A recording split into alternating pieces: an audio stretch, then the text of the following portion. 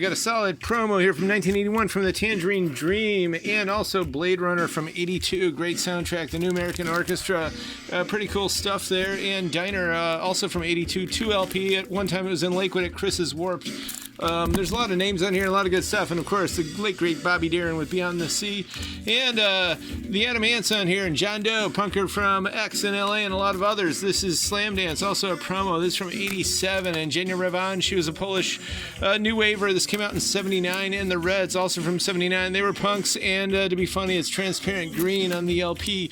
The Red Rockers are kind of like the Clash, new wave stuff from 83, and then it's upside down on the back, but this is their next record from 84, and the Saints, Australian early punks from the 80s, and the Shirts. This is a new wave from 79.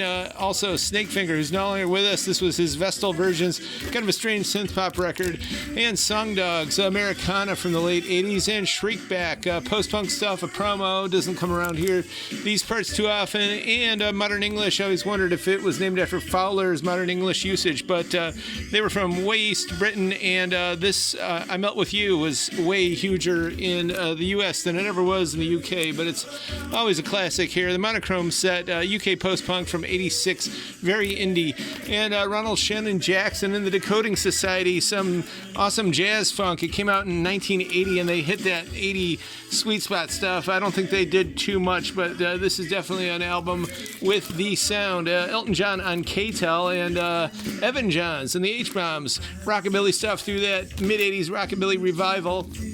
Albert King here, this is mint stuff here, blues from 84, and Elliot Murphy, some blues rock from the 70s, and we got a lot of stuff from Jersey, from the Boss, and this one, courtesy of MMS here. This one doesn't come around too much, it's a 12-inch. We got some more Springsteen here from basically all his eras for the most part, and some more Elliot Murphy, and David Johansen, lead singer of the New York Dolls, of course, is blues rock from 82, and the Jazz Butcher Conspiracy. They were from Oxford, kind of alt stuff from the 80s, and here they dropped the conspiracy, but they're doing the same thing, and some quote-unquote contemporary jazz from the early 80s, 83 I believe. And here's a really rare Cleveland comp, a lot of goth rock on here, and punk. It's from 85. They pelted us with Rocks and Garbage. It is a compilation of Cleveland bands, including Death of Samantha, and at the time they were actually still going by what I thought was better, The Death of Samantha, in the liner notes. That's how they described themselves. But Faith Academy's on here, Idiot Humans, Shadow of Fear, Children's Crusade, Riot Architecture, and a lot of other Spike and Vein. We've got some of their stuff. And the Deadly Spawn. This is great because there's a lot of cool garage psych from the mid-80s, including the Creeping Pumpkins, who were just out of this world and off the 13th floor elevator. And there was definitely a whole weird underground sound of true garage noise in the 80s, and that describes a lot of it. And here's another one too. Pretty much the same kind of stuff, and Mecha Normals on here, and they definitely indeed kind of kicked off the whole sound of the 90s and influenced Nirvana in massive ways. But Tall Lonesome Pines, the Truckadelics, and others are on here. The Obvious, Randy X with McGuire's, and Bands on the Block. This is an alt-punk indie comp from the mid-80s from Austin, so it's a pure Austin, Texas 80s indie, and a lot of these bands have disappeared into oblivion, but you can bring them back alive on your turntable. We got some more LA rockabilly from that 80s rockabilly revival, which LA was definitely the epicenter, along with X and all those other bands.